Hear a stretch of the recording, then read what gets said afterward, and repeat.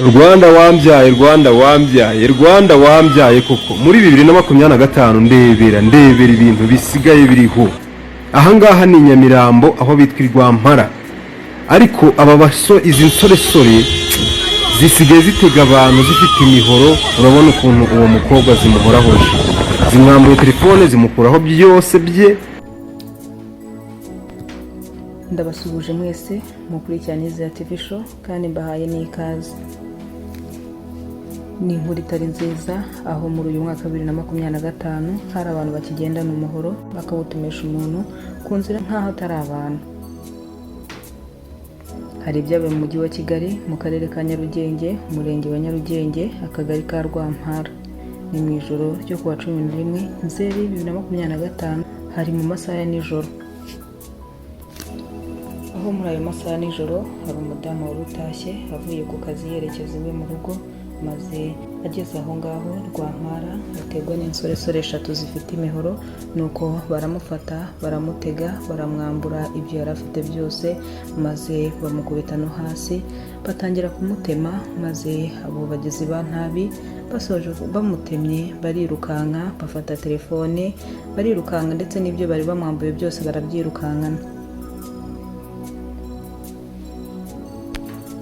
Nyuma yuko birukanse, nyuma uwo mugore yaje gutabarwa ajyanwa kwa muganga. Abaganga bamwitaho uko bashoboye kose, bakoze ibishoboka byose kuko abo bagizi nabi bari bamwangije cyane, bari bamukomerekeje cyane, ariko amakuru ari kuvuga yuko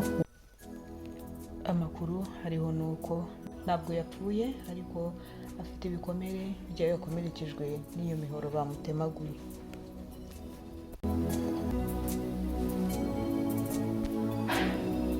Ni amakuru yababaje abantu benshi kubona abana b'abasore, abana bakiri abasore bashaka ibyo bakora, bakagira ibyo bakora bibateza imbere, ariko bijanditse mu bikorwa by'ubugome, by'ubugizi bwa nabi, aho abasore bakiri batoya nka kuriya uri kubona amafoto bijandika mu byo kuba bagenda n'imihoro ndetse bakaba banatema umuntu. Ni ikibazo gikomeye kandi nta bumuntu bafite. Aho ushobora kwibaza se babiterwa n'ibiyobyabwenge baba banyweye, babiterwa n'urugomo, babiterwa, ukibaza ikibabatera kuba bakora ibikorwa nk'ibi ngibi, ukakishaka ukakibura.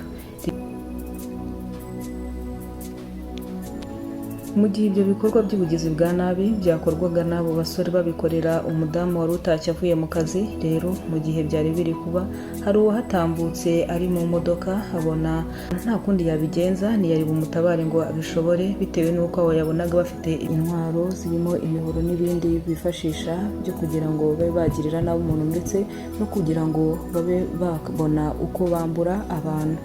Rero yabonye nta kundi yabigenza ntiyabashe kubona uko yajya gutabara uwo mudamu. Rero kubera izo ntwaro bari bafite, nawe yashoboraga kuba yagirirwa nabi n'abo bagizi ba nabi.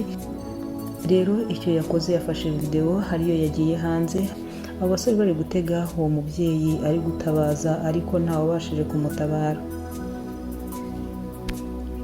Iyo video rero yagiye ku mbuga nkoranyambaga, abantu baratangara, baravuga bati ni gute mu mwaka 2025 abantu bagendana imihoro yo kuvutsa abandi ubuzima ndetse no kwambura iby'abandi, nkaho bakuye amaboko mu mifuka ngo babe bashaka ibyo bakora, bitarimo ibikorwa bibi, bitarimo ubugizi bwa nabi, bitarimo kuvusha amaraso ndetse no kuba batesha abandi ubuzima. Gusa inzego z'umutekano harimo na polisi y'u Rwanda batangaje ko bagiye gukurikirana ikibazo ndetse bagashaka abo bicanyi. Polisi y'u Rwanda yagize iti: polisi yatangiye gushakisha abasore 3 bagaragaye mu mashusho bakubita bakanakomeretsa umukobwa, byabereye mu murenge wa Nyarugenge, akagari ka Rwampara, tariki ya 11 Nzeri 2025. Turabizeza ko tugiye gukora ibishoboka byose kugira ngo bafatwe. Murakoze. Mu itangazo rya polisi y'u Rwanda bavuze ko ari ugukubita no gukomeretsa. Gusa hari abari kuvuga ko atari ugukubita no gukomeretsa, ahubwo ari ugushaka kwica, kuko umwe muri abo basore uko ari 3 yamutemaguye, umukobwa aratabaza. uwabikoze we ntiyari yihishe, wabonaga ko nta kibazo we yari afite rwose, kuko abandi babiri bari bari kumwe bo bari bipfutse mu maso bahishe amasura yabo, ariko we uwo nguwo wanamutemaguye ntabwo yari yihishe mu maso, isura ye rwose yari iri kugaragara cyane.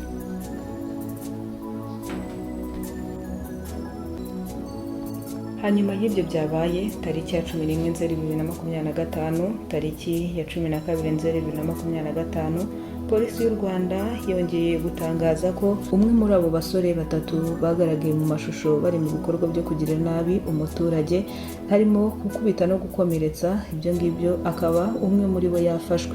Ni itangazo rya Polisi y'u Rwanda rigira riti: turabamenyesha ko umwe mu bagaragaye mu mashusho aho abantu batatu bakoreraga umuturage igikorwa cy'ubugome yafashwe. Gushakisha abandi bari bari hamwe birakomeje. Murakoze. Ni itangazo rije rikurikiye iryari ryaribanjirije iyo Polisi y'u Rwanda n'ubundi yari yashyize hanze, rivuga yuko aba basore batatu bagaragaye mu mashusho bose bari gushakishwa, ariko iri ngiri ryo rije rigaragaza yuko umwe muri bo yaba yafashwe, hakaba hari gushakishwa babiri. Ni itangazo rya Polisi y'u Rwanda, kandi twizeye yuko n'abo ngabo basigaye batarafatwa bari buze gufatwa, kuko ni igikorwa cy'ubugome rwose bagiriye uriya muturage hejuru y'aba bantu, nk'aho bakuye amaboko mu mifuka ngo bakore bashake ikibatunga, ahubwo bo bakijandika mu bikorwa by'ubugome no kugira nabi.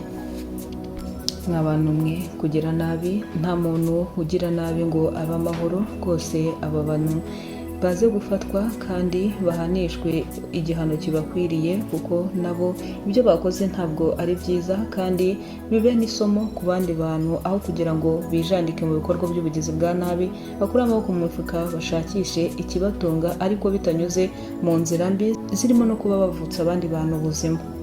Ndabashimiye mwebwe mwese twabanye rero, reka dukomeze kubana no mu bindi biganiro, kandi twihanganisha umuryango w'uyu mubyeyi bitewe n'aba bagizi ba nabi. Reka umuryango we ukomere kandi bihangane, kandi n'ishakisha ry'aba babiri basigaye twizeye ko naryo riri bugende neza, kuko rwose umutekano mu Rwanda uruzuye ni wose. Ndabashimiye rero mwebwe mwese, reka mukomeze kugira amahoro.